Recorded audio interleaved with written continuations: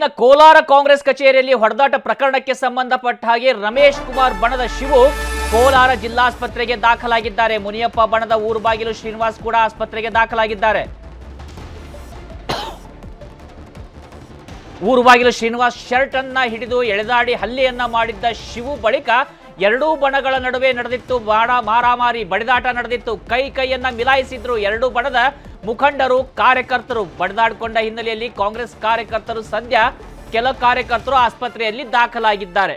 ನಾವು ನೋಡ್ತಾ ಇದ್ವಿ ಅಲ್ಲಿ ವೀಕ್ಷಕರಾಗಿ ಬಂದಂತ ಮುಖಂಡರು ಕೂಡ ಹೇಳ್ತಾ ಇದ್ರು, ಹೊಡೆದಾಟ ಎಲ್ಲಿಲ್ರಿ, ಯಾವ ಪಕ್ಷದಲ್ಲಿ ಹೊಡೆದಾಟ ಇಲ್ಲ, ಹೊಡೆದಾಡುವುದು ತಪ್ಪು ಅಂತ ಹೇಳಕ್ಕಾಗಲ್ಲ ಅಂತ ಮುಖಂಡರೇ ಹೇಳ್ತಾ ಇದ್ರೆ, ಇನ್ನ ಅವರ ಹಿಂಬಾಲಕರು, ಅವರ ಪಕ್ಷದ ಕಾರ್ಯಕರ್ತರು ಏನ್ ಮಾಡ್ತಾರೆ ಅನ್ನೋದು ಅವರ ಮಾತಿನಲ್ಲಿ ಇಲ್ಲಿ ಸ್ಪಷ್ಟವಾಗ್ತಾ ಹೋಗುತ್ತೆ.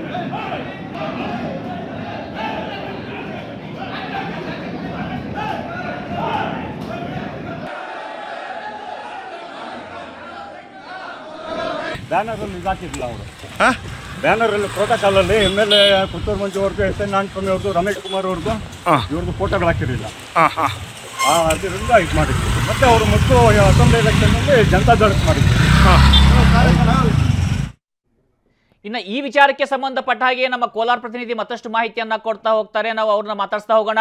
ಇವತ್ತಿನ ಘಟನೆಯನ್ನ ನೋಡ್ತಾ ಇದ್ರೆ ನಿಜಕ್ಕೂ ಕೂಡ ಇದು ರಾಜಕೀಯ ಪಕ್ಷದ ಕಚೇರಿನ ಅಥವಾ ಪುಡಾರಿಗಳು ಸೇರಿದಂಥ ಒಂದು ಪ್ರದೇಶನ ಇಷ್ಟು ರಾಜಾರೋಷವಾಗಿ ಹಲ್ಲೆಯನ್ನ ಮಾಡುವಂಥದ್ದು, ಏನೇ ಅಸಮಾಧಾನಗಳಿದ್ರೂ ಅದಕ್ಕೆ ಮಾತುಕತೆ ಇರುತ್ತೆ, ಮಾತುಕತೆ ಮೂಲಕವಾಗಿ ಪರಿಹಾರವನ್ನು ಕಂಡುಕೊಳ್ಬೇಕು. ಆದರೆ ರಾಷ್ಟ್ರೀಯ ಪಕ್ಷವಾಗಿರ್ತಕ್ಕಂಥ ಕಾಂಗ್ರೆಸ್, ರಾಜ್ಯದಲ್ಲಿ ಆಡಳಿತ ಪಕ್ಷದ ಆಗಿರ್ತಕ್ಕಂಥ ಕಾಂಗ್ರೆಸ್ನ ಕೆಲ ಮುಖಂಡರು ಈ ರೀತಿಯಾಗಿ ಶಾಸಕರೇ ಗಲಾಟೆ ಮಾಡಿಕೊಂಡ್ರೆ ಇದು ಯಾವ ರೀತಿಯಾಗಿ ಸಂದೇಶ ಕೊಡುತ್ತೆ, ಅಲ್ಲಿ ಎಕ್ಸಾಕ್ಟ್ ಆಗಿ ಏನೆಲ್ಲ ಆಯಿತು ಎಕ್ಸ್ಪ್ಲೇನ್ ಮಾಡೋದಾದ್ರೆ?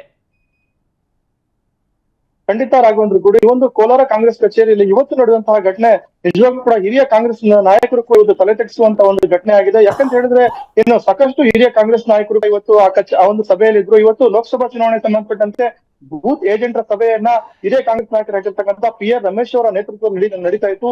ಕೇವಲ ಒಂದು ಬ್ಯಾನರ್ ಅಲ್ಲಿ ಕೆಲವು ನಾಯಕರ ಫೋಟೋ ಇಲ್ಲ ಅಂತ ಒಂದೇ ಒಂದು ಕಾರಣಕ್ಕೆ ಅಲ್ಲಿರ್ತಕ್ಕಂಥ ರಮೇಶ್ ಕುಮಾರ್ ಮತ್ತು ಪುತ್ತೂರು ಮಂಜುನಾಥ್ ಅವರ ಬೆಂಬಲಿಗರಿದ್ದಾರೆ, ಅವರು ಮೊದಲು ತಗಾದನೆ ತೆಗಿತಾರೆ. ನಂತರ ಅಲ್ಲಿರ್ತಕ್ಕಂಥ ಕಾರ್ಯಾಧ್ಯಕ್ಷ ಏನು ಊರುಬಾಗಿಲು ಶ್ರೀನಿವಾಸ್ ಅವರ ಕೊರಳು ಪಟ್ಟಿಯನ್ನು ಹಿಡಿದು ಅವ್ರ ಮೇಲೆ ಹಲ್ಲೆ ಮಾಡಿ ಅವರನ್ನ ಹೊರಗು ಕಳಿಸುವಂತಹ ಒಂದು ಪ್ರಕರಣ ಕೂಡ, ಒಂದು ಪ್ರಸಂಗ ಕೂಡ ಆಗಿದೆ. ಅಂತಂದ್ರೆ ಕೋಲಾರ ಕಾಂಗ್ರೆಸ್ ನಲ್ಲಿ ಏನು ಭಿನ್ನಮತ ಮತ್ತೆ ಈ ಒಂದು ಗಲಾಟೆ, ನೂಕಟ ತಳ್ಳಾಟ ಹಿಂದೆ ಕೂಡ ಸಾಕಷ್ಟು ಬಾರಿ ನಡೆದಿದೆ. ಆದ್ರೆ ಈ ಬಾರಿ ಮಾತ್ರ ಏನು ಬಹಿರಂಗವಾಗಿ ಹಲ್ಲೆ ಮಾಡಿ ಒಂದ್ ರೀತಿಯಾಗಿ ಬೀದಿ ಜಗಳವಾಗಿ ಒಂದು ರಂಪಾಟಕ್ಕೆ ಕೂಡ ಇವತ್ತು ಆ ಒಂದು ಗಲಾಟೆ ಕಾರಣವಾಗಿತ್ತು. ಎಲ್ಲ ಒಂದ್ ಕಡೆ ಇದು ಕಾಂಗ್ರೆಸ್ ಕಚೇರಿನ ಅಂತ ಇಲ್ಲ, ಸಂತೆಯಲ್ಲಿ ಯಾರಾದ್ರೂ ಒಂದು ಅನಕ್ಷರಸ್ಥರು ಏನು ಗಲಾಟೆ ಮಾಡ್ಕೊಳ್ತಾರೆ ಅಂತ ಒಂದು ಸ್ಥಳ ಅಂತಕ್ಕಂತ ಒಂದು ಎಲ್ರಿಗೂ ಕೂಡ ಅನುಮಾನ ಕೂಡ ಎಲ್ಲರೂ ಕೂಡ ಕಾಡ್ತಾ ಇತ್ತು. ಕಡೆದಾಗಿ ಪೊಲೀಸರು ಬಂದು ಎಲ್ಲರೂ ಕೂಡ ಸಮಾಧಾನ ಮಾಡಿ ಮತ್ತೆ ಒಂದು ಅಲ್ಲಿ ನಡೀತಾ ಇದ್ದಂತಹ ಮೀಟಿಂಗ್ ಮತ್ತೆ ನಡೀತಾ ಇತ್ತು. ಆದ್ರೆ ಮತ್ತೆ ಎರಡನೇ ಬಾರಿ ಕೂಡ ಮತ್ತೆ ಗಲಾಟೆ ನಡೆದು ಮತ್ತೆ ಇನ್ನೊಮ್ಮೆ ಕೂಡ ಒಂದು ಮಾರಾಮಾರಿ ಆಯ್ತು. ಏನು KH ಮುನಿಯಪ್ಪನವರ ಬಣದ ನಾಯಕರಾಗಿರ್ತಕ್ಕಂಥ ಜಯದೇವ್ ಮತ್ತೆ ನರಸಾಪುರದ ಒಬ್ಬ ಕಾಂಗ್ರೆಸ್ನ ಕಾರ್ಯಕರ್ತ ಆಗಿರ್ತಾರೆ ವೆಂಕಟ ವಾಗ್ವಾದಾಗಿ ಇಬ್ರು ಕೂಡ ಮತ್ತೆ ಹೊಡೆದಾಟಕ್ಕೆ ಮುಂದಾದ್ರು. ಅಲ್ಲಿರ್ತಕ್ಕಂಥ ಪೊಲೀಸರು ಹೇಳಿದ್ದಾರೆ, ಅವರು ಈ ಸಭೆ ಉದ್ದಕ್ಕೂ ಇದ್ರು. ಮತ್ತೆ ಈಗ ಒಂದು ಘಟನೆ ಆದ ನಂತರ ಏನಿದ್ದಾರೆ, ಇವು ಏನಂದ್ರೆ ಏನು ಊರುಬಾಗಿಲು ಶ್ರೀನಿವಾಸ್ ಮೇಲೆ ಹಲ್ಲೆ ಮಾಡಿದಂತಹ ಏನು ವೈಭವ ಶಿವ ಏನಿದ್ದಾರೆ, ಅವರು ಕೋಲಾರ ಜಿಲ್ಲಾಸ್ಪತ್ರೆಗೆ ದಾಖಲಾಗಿದ್ರೆ ಹಲ್ಲೆಗೆ ಒಳಗಾಗಿರ್ತಕ್ಕಂಥ ಏನು ಕಾಂಗ್ರೆಸ್ ಮುಖಂಡ, ಹಿರಿಯ ಮುಖಂಡ ಆಗಿರ್ತಕ್ಕಂಥ ಊರುಬಾಗಿಲು ಶ್ರೀನಿವಾಸ್ ಅವರು ಖಾಸಗಿ ಆಸ್ಪತ್ರೆಗೆ ದಾಖಲಾಗಿ ಚಿಕಿತ್ಸೆ ಪಡಿತಾ ಇದ್ದಾರೆ. ಈ ಸಂಬಂಧಪಟ್ಟಂತೆ ಗಲ್ಪೇಟೆ ಪೊಲೀಸ್ ಠಾಣೆಯಲ್ಲಿ ಪ್ರಕರಣ ಕೂಡ ಈಗ ದಾಖಲಾಗುತ್ತೆ ಅಂತ ಕೂಡ ಮಾಹಿತಿ ಲಭ್ಯವಾಗಿರುವಂತದ್ದು. ರಾಘವೇಂದ್ರ ಗುಡಿ, ಧನ್ಯವಾದಗಳು ರಘುರಾಜ್ ನಿಮ್ಮೆಲ್ಲ ಮಾಹಿತಿಗೆ.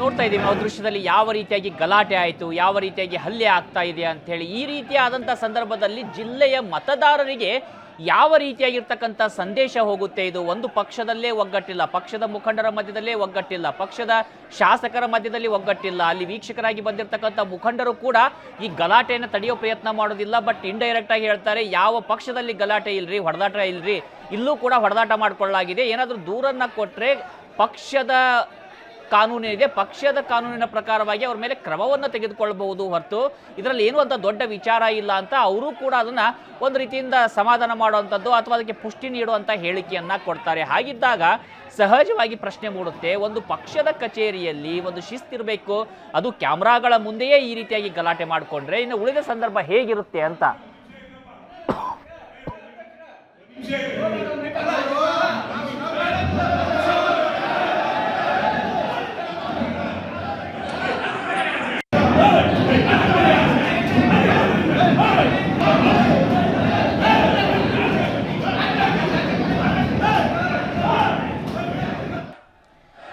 ಈಗ ಮತ್ತೆ ಪ್ರಶ್ನೆಗಳು ಮೂಡುವಂಥದ್ದು ಅದನ್ನೇ. ಯಾಕಂದ್ರೆ ಈ ರೀತಿಯಾಗಿ ಗಲಾಟೆ ಆಗೋದಕ್ಕೆ ಕಾರಣ ಆಯ್ತು. ಈಗ ಅವ್ರು ಆರೋಪ ಮಾಡ್ತಾ ಇರೋದನ್ನು ನಮ್ಮ ಮುಖಂಡರ ಹೆಸರು ಪೋಸ್ಟರ್ನಲ್ಲಿ ಇರಲಿಲ್ಲ, ನಮ್ಮ ಶಾಸಕರ ಹೆಸರು ಆ ಪೋಸ್ಟರ್ನಲ್ಲಿ ಇರಲಿಲ್ಲ, ಕೊತ್ತೂರು ಮಂಜುನಾಥ್ ಅವರ ಹೆಸರು ಕೂಡ ಇರಲಿಲ್ಲ ಅಂತ ಆರೋಪವನ್ನು ಮಾಡಿದ್ರು. ಆ ಆರೋಪ ಗಲಾಟೆಗೆ ಕಾರಣ ಆಯಿತು. ಕನ್ನಡಿಗರ ನೆಚ್ಚಿನ ನ್ಯೂಸ್ 18 ಕನ್ನಡ ಈಗ ವಾಟ್ಸ್ಆಪ್ನಲ್ಲೂ ಲಭ್ಯ. ಕರ್ನಾಟಕ, ದೇಶ ವಿದೇಶಗಳ 360 ಡಿಗ್ರಿ ಸುದ್ದಿಯ ವಿವರಗಳನ್ನ ನಿಮ್ಮ ಕೈ ಬೆರಳುಗಳಲ್ಲೇ ಪಡಿಲಿಕ್ಕೆ ಈ QR ಕೋಡ್ ಅನ್ನ ಸ್ಕ್ಯಾನ್ ಮಾಡಿ, ನಮ್ಮ ಚಾನಲ್ ಫಾಲೋ ಮಾಡಿ, ನೋಟಿಫಿಕೇಶನ್ ಆನ್ ಮಾಡಿ.